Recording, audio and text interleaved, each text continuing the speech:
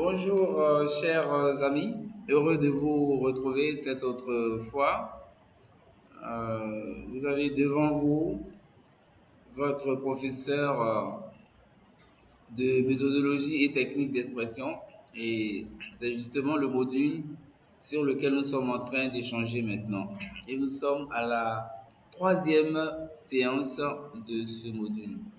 Comme vous le savez déjà depuis le premier jour, ce module donc a un certain nombre d'articulations. La première articulation, ce sont les thèmes méthodologiques, c'est-à-dire les thèmes qui assurent l'organisation de vos études ici. Et nous savons qu'en relation avec ces thèmes méthodologiques, notre support de travail, c'est le document que vous connaissez qui est intitulé L'essentiel pour réussir ses études. Et vous voyez donc que la séquentialisation de ce document nous impose de parler d'une première partie qui est le métier d'étudiant. Voilà, alors c'est bien le métier d'étudiant. Je crois que par inattention, lors des deux premières séances, vous avez vu que c'était écrit le métier d'enseignant, mais en parlant, je disais, je crois de façon indifférente, métier d'enseignant, métier d'étudiant, mais c'est bien le métier d'étudiant. Voilà, vous êtes des étudiants et on veut vous dire que ce que vous allez faire comme travail là maintenant, c'est un travail effectif, hein, parce que le fait de se déplacer, venir à l'école chaque jour, faire des travaux, c'est comme si vous faisiez, je dis n'importe quoi, hein, le travail d'un médecin ou d'un avocat ou de n'importe quel agent de bureau qui se lève de chez lui le matin, qui a des cahiers de charges. Vous avez des cahiers de charges aussi. Et effectivement, c'est un métier et on veut vous donner toutes les ressources de ce métier-là pour que vous puissiez l'exécuter correctement. Alors, cette troisième séance aujourd'hui va nous permettre de développer un certain nombre de contenus. Et le premier contenu, tel qu'annoncé déjà dès le premier jour, nous parlons effectivement de la gestion du stress. C'est vrai que il y a eu une bonne motivation au départ, d'accord? Alors, la bonne motivation a été sous-tendue par le fait que, effectivement, vous gérez votre temps correctement, d'accord? Alors, mais la gestion correcte du temps peut des fois avoir quelques limites. Il peut y avoir quelques points de blocage. Ces points de blocage, c'est le stress, c'est l'anxiété. Qu'est-ce qu'il faut savoir sur ces deux notions? Ben, on verra qu'il y a 5 points à savoir. D'abord, nous allons distinguer le stress de l'anxiété. Nous allons nous arrêter sur les sources du stress. Nous allons montrer comment il faut reconnaître son stress et nous allons parler de l'anxiété et nous allons voir comment gérer son stress et son anxiété.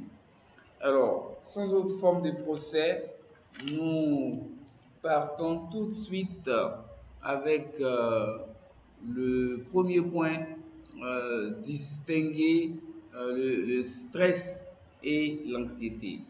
Alors, disons tout de suite que le stress est une réaction physiologique de l'organisme à une situation réelle perçue comme menaçante. Et l'anxiété, c'est la réaction cérébrale par laquelle la personne anticipe un événement négatif, même s'il est très peu probable que cet événement se produise. Déjà, vous voyez, à partir de ces deux définitions, que le stress, c'est quelque chose de physique. D'accord? Alors, une situation va se présenter. Comment est-ce que mon corps réagit par rapport à cela? Ce que vous voyez. Alors que l'anxiété, c'est beaucoup plus psychologique. D'accord? Je vais vivre une situation. Comment est-ce que cela peut créer chez moi un certain nombre de sentiments négatifs? Vous comprenez? Voilà. Donc, c'est ce que nous devons savoir tout de suite. Alors, en tant qu'étudiants, nous devons entamer une session de formation, nous devons entamer un programme d'études et déjà, il peut y avoir ces réactions-là. Et nous allons voir donc à partir de là comment donc faire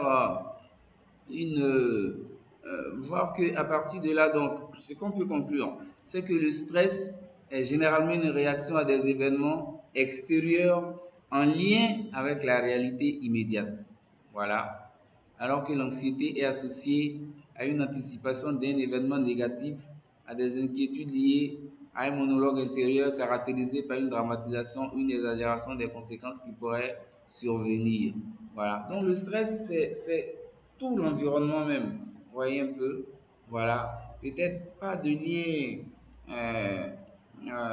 je vais dire, précis avec ce que je vais faire, avec l'anxiété, ce que je vais faire, comment je réagis déjà de façon négative par rapport à cela. Voilà, donc le stress, c'est tout l'environnement. Voilà, bon, je rentre pas, je vais pas dans l'actualité forcément, hein.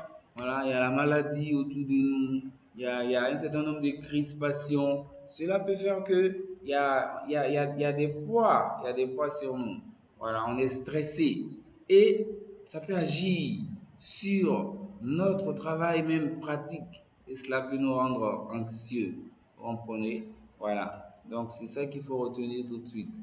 Et quand vous regardez à l'intérieur de notre document, on vous cite un certain nombre d'éléments qui peuvent être à l'origine du stress. Voilà. La page 21 de notre document est tout à fait éloquente là-dessus, hein. Voilà. Et on nous dit à partir de l'acronyme CINE, nous avons les quatre principaux facteurs de stress. Vous savez, l'acronyme, c'est le fait de prendre un sigle et de le prononcer comme un mot ordinaire. Voilà, ciné.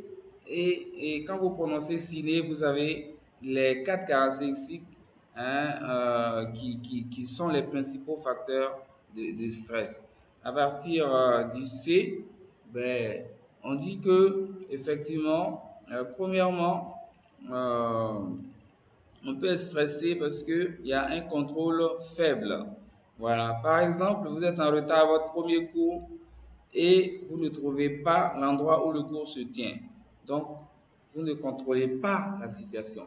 Voilà. Donc, hein, j'arrive, je dois entrer à l'université et on me dit le cours est à 8h, à 8h30, à 8h20. Je suis même pas à 1 kilomètre encore de l'école. Donc, déjà, ben, le stress peut commencer.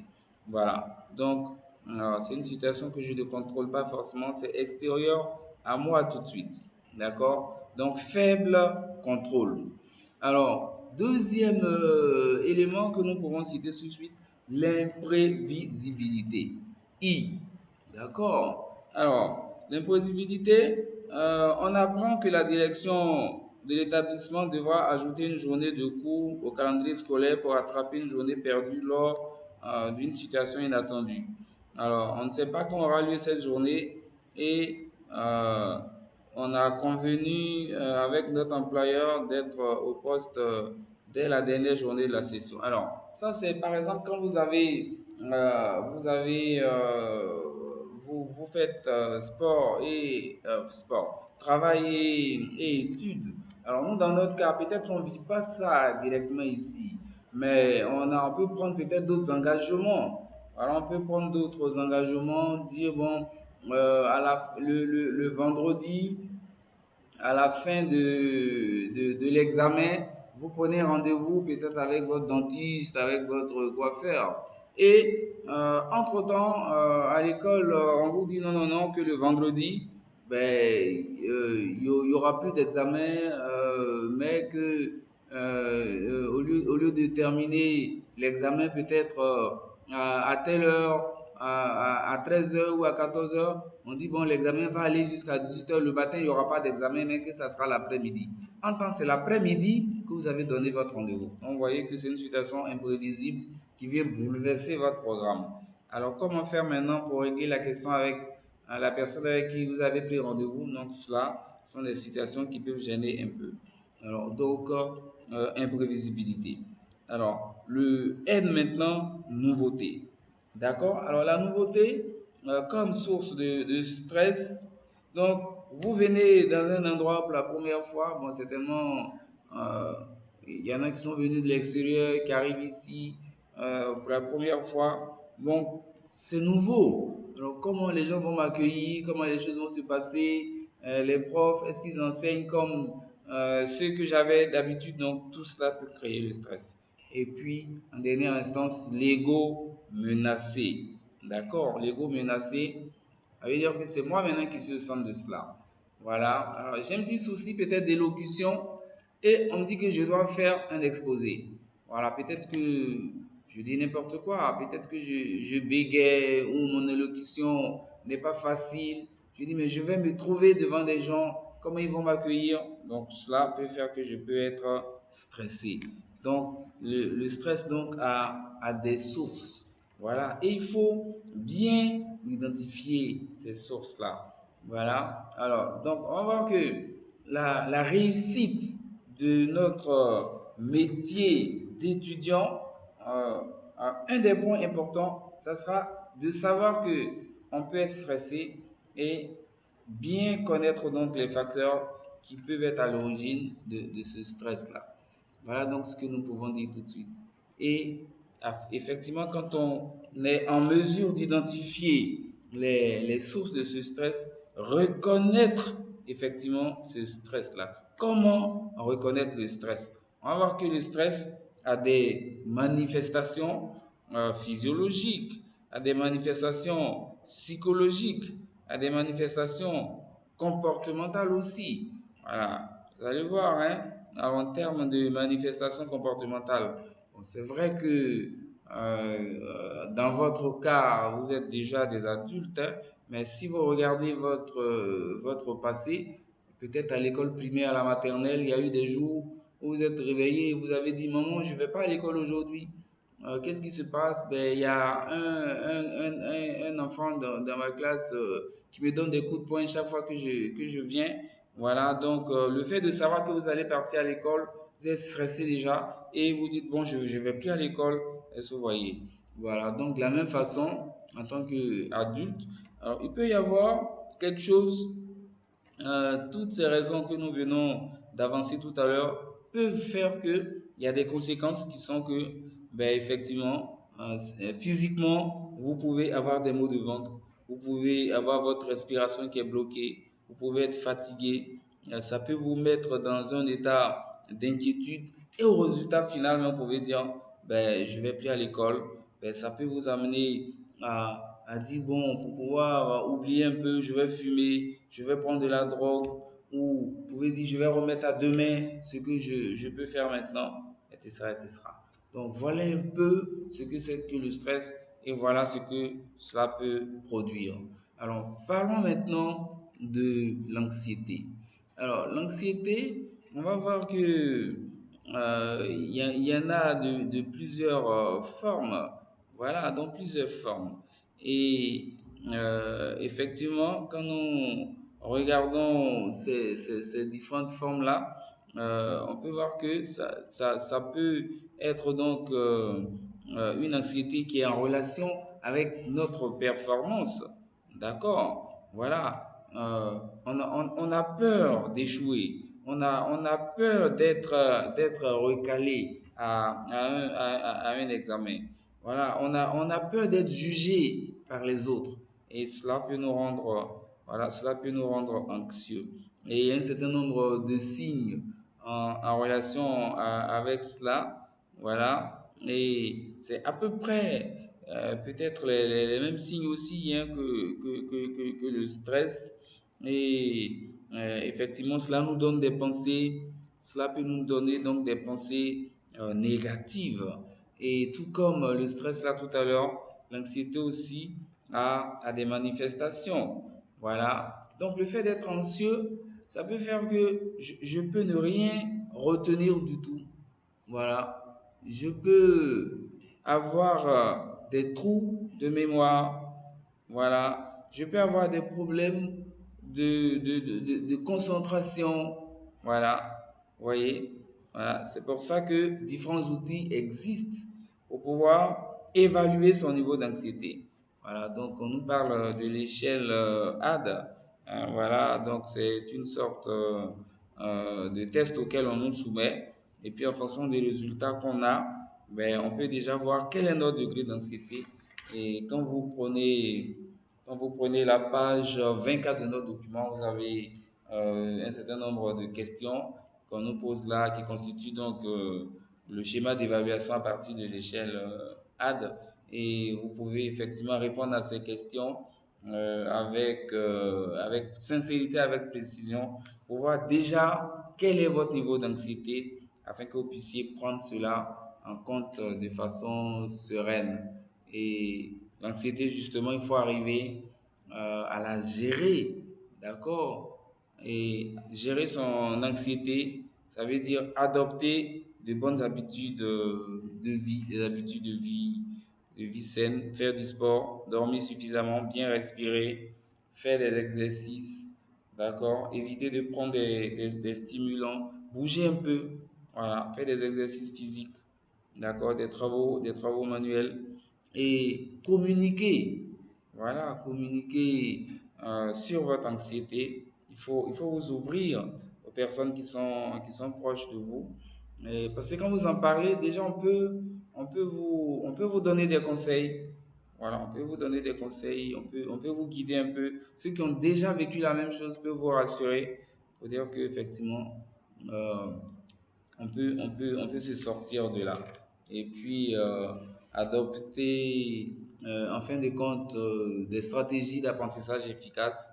Cela passe par quoi? Cela passe par le fait qu'il faut se préparer. Quand on est bien préparé, il n'y a pas d'anxiété du tout. Je vous ai dit, ici, quand il y a cours, là aujourd'hui, vous êtes préparé à la maison. Quand vous venez, l'enseignant va vous dire, ben, je vais voir déjà si vous avez lu votre cours, un quiz. Mais celui qui est préparé à la maison, bon, l'enseignant dit un quiz, lui n'a aucun souci. Il va juste que prendre son stylo et répondre aux questions. Mais si vous n'êtes pas préparé, on a fait le premier quiz. Sur 20, vous avez eu 3. Mais quand l'enseignant va vous dire demain un quiz, déjà votre anxiété commence. Déjà même en venant à l'école, c'est votre psychologiquement, vous n'êtes même pas prêt. Voilà, donc bien se préparer. D'accord? Si vous êtes bien préparé, hein, cela peut vous aider à gérer votre anxiété. Être organisé, on en a parlé la dernière fois. Tout ça entre dans la préparation. Vous appliquez de bonnes méthodes de travail, ce sont des choses sur lesquelles on va revenir. Et il faut arriver à bien s'organiser, de sorte qu'en fin de compte, vous puissiez dominer ces deux sentiments que je viens d'indiquer, c'est-à-dire donc le stress et puis son corollaire qui est l'anxiété. Donc nous sommes en train de voir là que un bon étudiant, c'est quelqu'un qui gère, qui maîtrise son anxiété, qui sait que il y a un sentiment qui s'appelle l'anxiété. Il y a un autre état d'esprit qu'on appelle le stress qui ce sont des choses qui peuvent nous arriver. Avoir une conscience claire de cela, savoir quelles en sont les motivations et savoir comment on peut faire pour se sortir de là. C'était déjà donc le premier point d'échange pour notre séance d'aujourd'hui. Et sans autre forme de procès, nous continuons tout de suite avec le deuxième moment d'échange, toujours dans la présentation des éléments avec des éléments en relation avec le métier d'enseignant, d'étudiant. Je me reprends avec le métier d'étudiant. Alors, un étudiant qui veut être un étudiant à plein temps doit savoir prendre des notes en classe. Alors, qu'est-ce que la prise de notes? Pourquoi prendre des notes? Comment planifier la prise de notes? Comment prendre de bonnes notes? Comment réviser ces notes? C'est tout l'intérêt de ce moment d'échange qui est un point focal. Alors, qu'est-ce qu'il faut dire tout de suite? Dire tout de suite que la prise de notes, c'est le fait de relever le plus rapidement possible les points essentiels d'un exposé écrit ou oral. avec la préoccupation de pouvoir, à partir de ces notes, recréer l'exposé. Je crois que c'est une définition à laquelle je n'ai même pas besoin d'ajouter un mot, j'ai même pas besoin de retrancher un mot. Alors pourquoi prendre des notes? Nous venons à l'école et vous avez le document support qui vous est remis, mais pourquoi prendre des notes?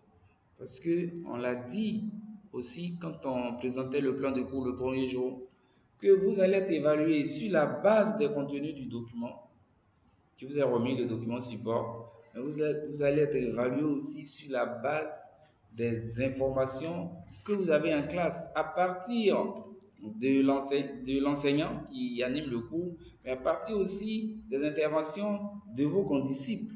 Donc, une information intéressante peut venir. Cette information n'est pas forcément dans votre document, mais il faut la noter. C'est l'enseignant qui l'a donnée. C'est un condisciple qui a répondu à une question et l'enseignant lui a dit très bien. Vous voyez? Donc, il faut pouvoir prendre des notes. Alors, prendre des notes pour relever les points essentiels d'un exposé. Prendre des notes pour recréer l'exposé écrit ou oral.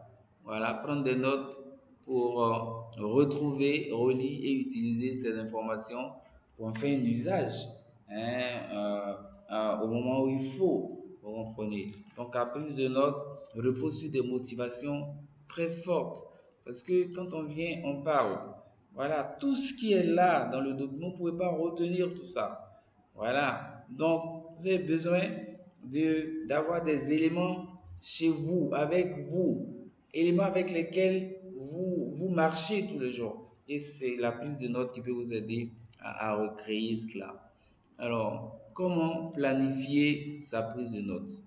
Alors, pour pouvoir faire une bonne prise de notes, qu'est-ce qu'il y a à faire? Ben, au départ, il faut se préparer. Donc, se préparer au début de la section. Alors, au moment où la session va commencer, ben, il faut avoir des feuilles. D'accord? On vous demande d'avoir un classeur avec des feuilles à l'intérieur. Bien entendu, ceux qui veulent prendre des notes directement à partir de leur ordinateur, il faut avoir votre ordinateur. D'accord?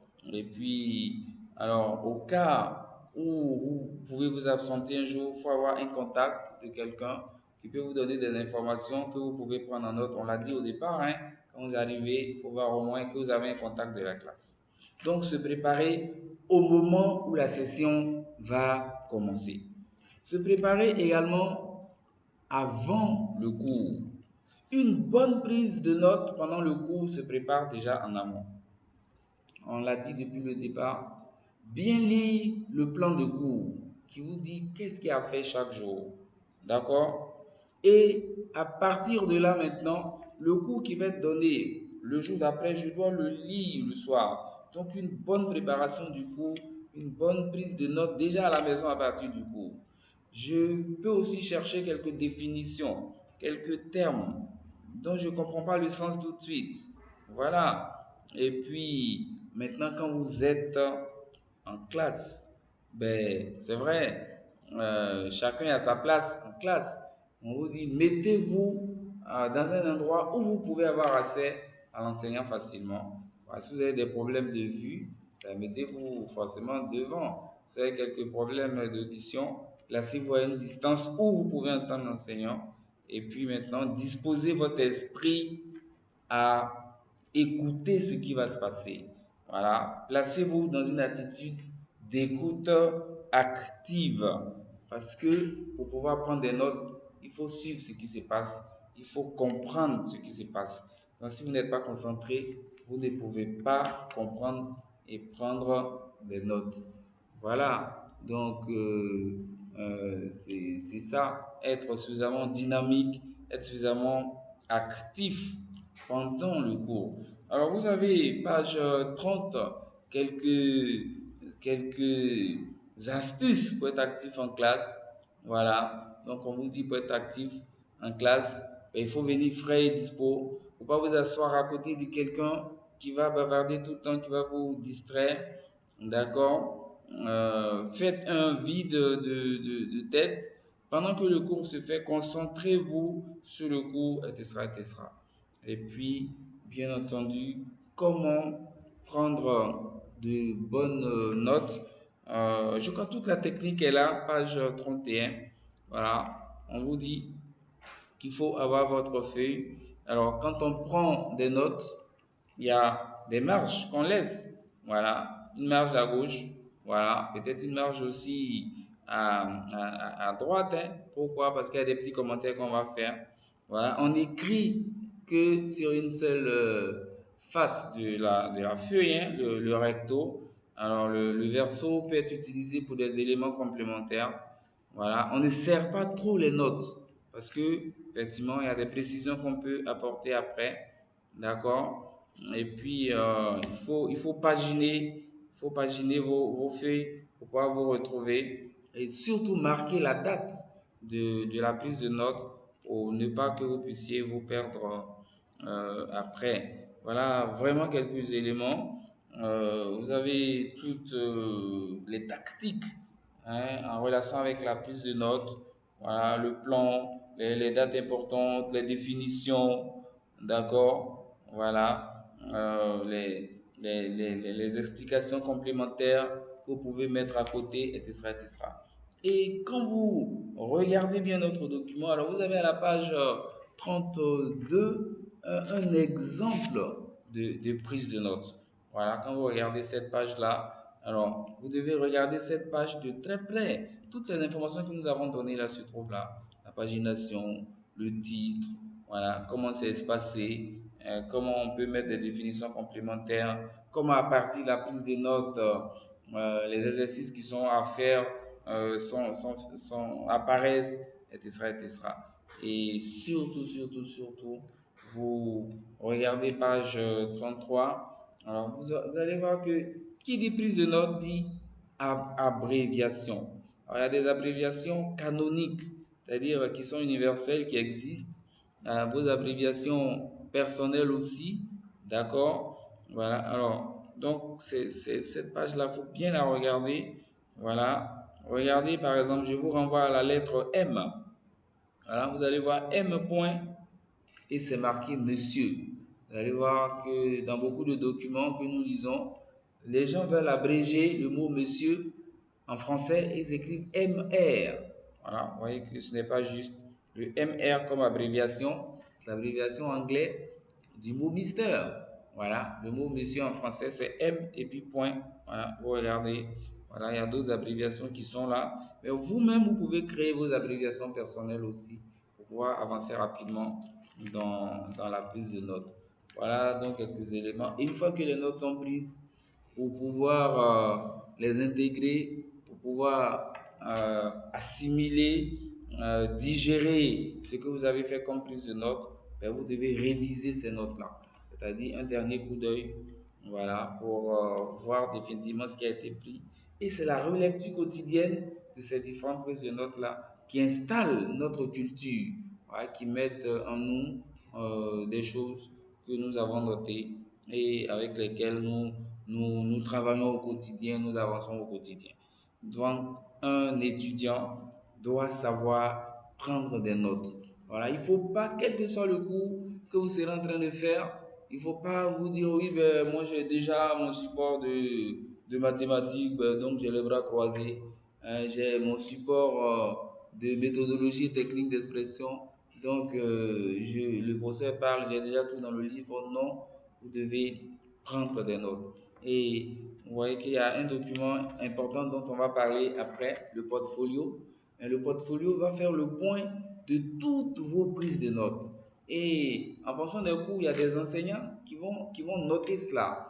Voilà. Et même si on ne les note pas, c'est pour vous-même. Ça va faire le point de tout ce que vous avez appris pendant votre formation. Voilà. Donc, vous devez sortir d'un cours, pas juste avec le document que l'école vous a remis, mais aussi avec vos notes de cours.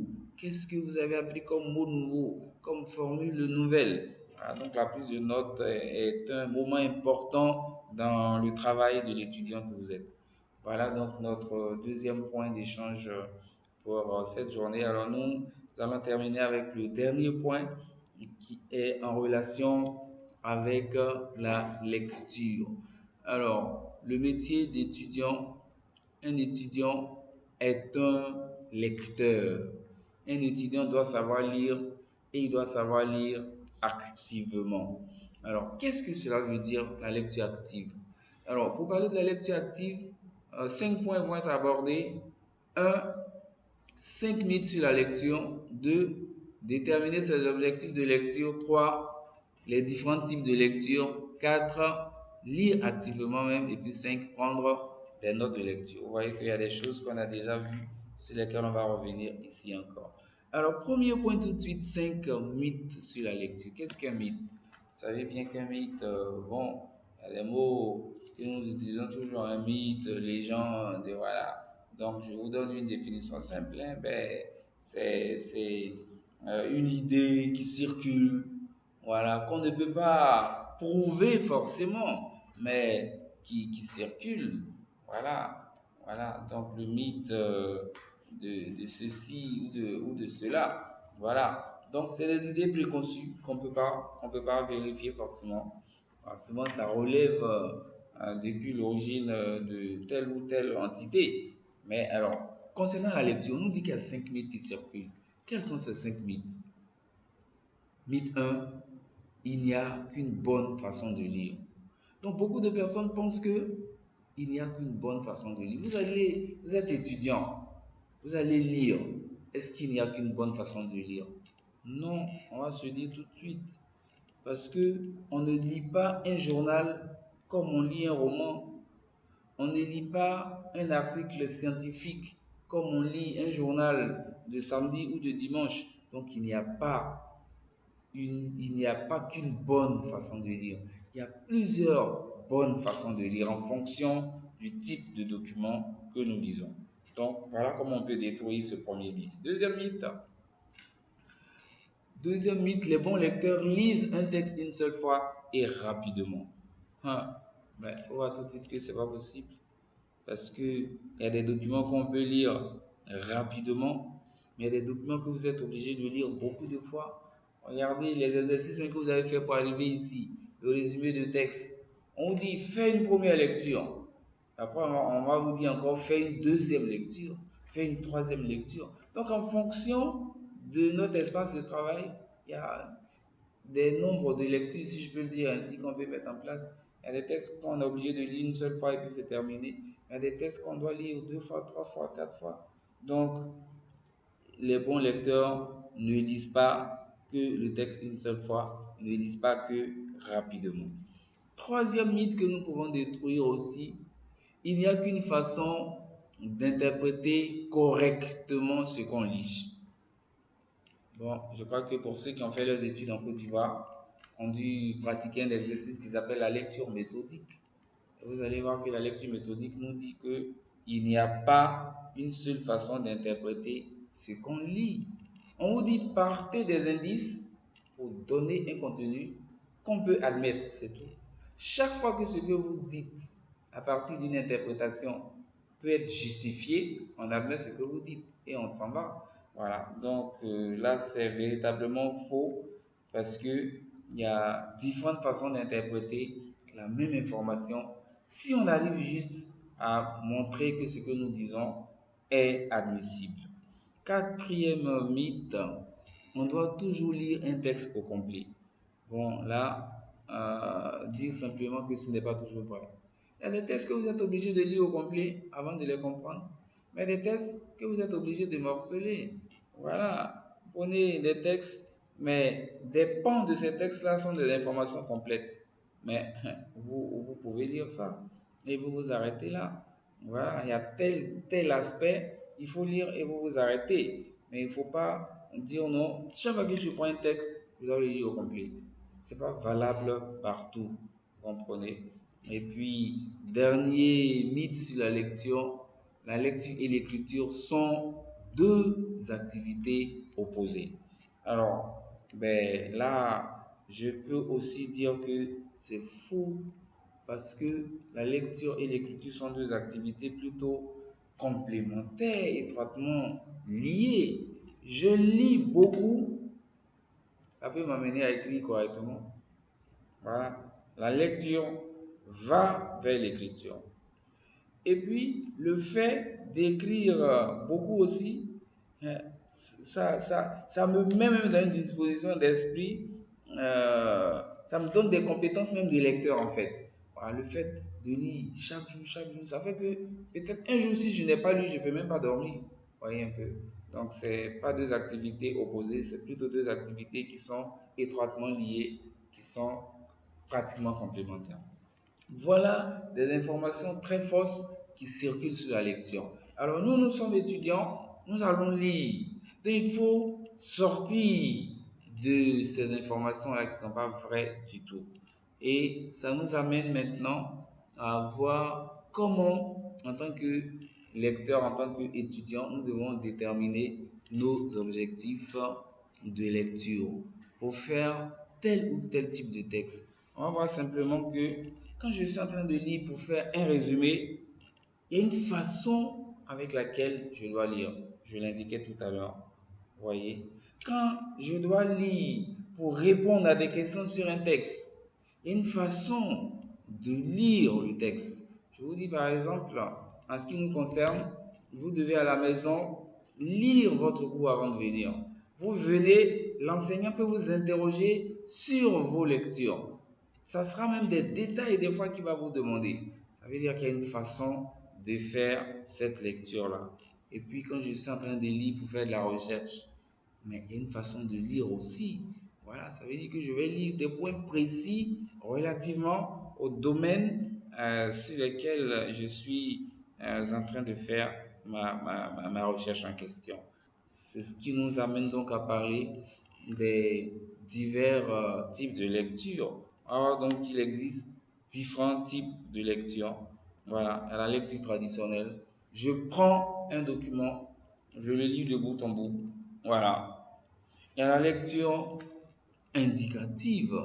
La lecture indicative, c'est la lecture en relation avec la recherche. Voilà, je suis en train de faire une recherche sur telle thématique. Je cherche que les documents qui parlent de cette thématique. Je cherche que les points précis qui parlent de cette thématique. Et puis, à la lecture en diagonale, à la lecture en diagonale, vous allez voir que c'est une lecture qui survole toutes les, toutes les lignes du texte. Voilà, pour avoir une vision globale, voilà, sur le document. Voilà. Et pour faire la lecture en diagonale, les connecteurs peuvent m'aider. Et quand nous regardons notre document, page 39, on me donne une liste de connecteurs. Alors, ce sont des choses sur lesquelles on va revenir quand on sera dans le cours de technique d'expression. Mais déjà, il y a des prémices ici. On va prendre le temps de bien lire cela. Je suis en train de lire un texte. Quand je vois c'est pourquoi, donc ça veut dire que ce qui arrive, c'est une conséquence qu'on va me donner. Est-ce que vous voyez? Je suis en train de lire, j'ai lu une phrase, on me dit bien que. Ça veut dire que ce qui arrive, cela va être opposé à ce que je viens de voir au début. Donc bien maîtriser les connecteurs, ça nous permet de bien prendre en compte la lecture en diagonale. Et puis, bien entendu, il y a la lecture active. Alors, qu'est-ce que la lecture active? La lecture active, bien entendu, c'est la lecture dont le résultat est la prise en compte du sens du texte de bout en bout. Est-ce que vous voyez? Voilà. Donc, lire activement un texte, c'est ça. C'est-à-dire que je lis le texte et j'en ai une vision claire de bout en bout. Voilà donc les différents types de lecture qui existent et que nous devons mettre en application en fonction de notre intérêt, en fonction de ce qu'on attend de nous comme travail. Alors, pour être plus pratique là maintenant, comment se présente la lecture active en question? Alors, la lecture active a un schéma. Voilà. On me donne un ouvrage que je dois lire activement. On me donne un texte que je dois lire activement. Voici le cheminement. On dit premièrement, il faut survoler l'ouvrage quand il s'agit de l'ouvrage pour en avoir une vision globale. Voilà. Alors, après cela, deuxième moment, je dois chercher les mots clés, c'est-à-dire les mots qui construisent le thème. Voilà. Alors, donc, j'ai les mots clés et après cela, alors, je décèle les connecteurs qui permettent à la réflexion de progresser, voilà, pour voir que je passe d'un moment numéro un à un moment numéro 2. Et puis, ces connecteurs, donc, je les prends en compte, ce qui me permet d'avoir les idées essentielles de mon document. Donc, je souligne ces idées-là, je fais des petits commentaires à côté, les annotations, d'accord? Alors, s'il vous plaît, quand on est en train de surligner un texte, il y a un piège dans lequel on tombe. Souvent, on se dit tout est essentiel et on se met à tout surligner. Bon, là, si vous surlignez tout, c'est que c'est même pas la peine de souligner quelque chose. Voilà, donc faire attention. Quelles sont les informations nouvelles que j'ai? Et c'est ça que je dois mettre en relief. Et puis, bien entendu, à partir de tous ces éléments-là maintenant, ben, je relève ce que je dois dégager du texte. Voilà, donc je prends des notes. Tout à l'heure, on a vu la prise de notes. Voilà, donc je prends des notes dans mon cahier de prise de notes. Voilà, on parle du cahier de notes à double entrée, c'est ce qu'on voyait tout à l'heure. Marche à gauche, marche à droite. Pour pouvoir faire les commentaires après. Voilà, tu peux établir aussi des fiches de lecture. Voilà, les fiches de lecture, c'est des fiches sur lesquelles je fais le point de toutes les informations que j'ai recueillies et ce sont des choses qui vont installer ma culture après. Vous allez voir que quand vous allez devenir à un certain niveau, vous voulez passer des concours, vous avez des épreuves qui vous attendent comme la dissertation. Mais il faut être cultivé pour pouvoir faire face à ces épreuves-là. Et votre culture commence déjà à partir des lectures que vous faites, à partir des fiches de lecture que vous faites. Voilà, donc ça peut être des fiches ordinaires, hein, des fiches, je peux dire manuelles, mais ça peut être aussi des fiches électroniques. Voilà, aujourd'hui avec l'ordinateur, tout est possible. Voilà, de sorte qu'on peut avoir des documents physiques, hein, comme on peut avoir des documents informatiques à partir desquels on consigne toutes nos informations. Voilà donc, chers amis, ce qu'il était important de voir donc au cours de cette séance. Je rappelle que nous parlons du métier d'étudiant. Voilà, vous allez faire un travail qui s'appelle être étudiant. Et nous avons pu voir aujourd'hui que pour bien réussir ce cahier de charges-là, il faut être en mesure de gérer votre stress et votre anxiété. Il faut également être en mesure de prendre des notes en classe. Il faut être tout aussi en mesure de lire activement. Voilà, tous les repères ont été donnés dans ce sens. Et nous allons donc nous retrouver certainement demain pour toujours vous donner quelques repères qui installent votre métier d'étudiant. Sur ce, je vous souhaite une bonne suite de journée. À très bientôt.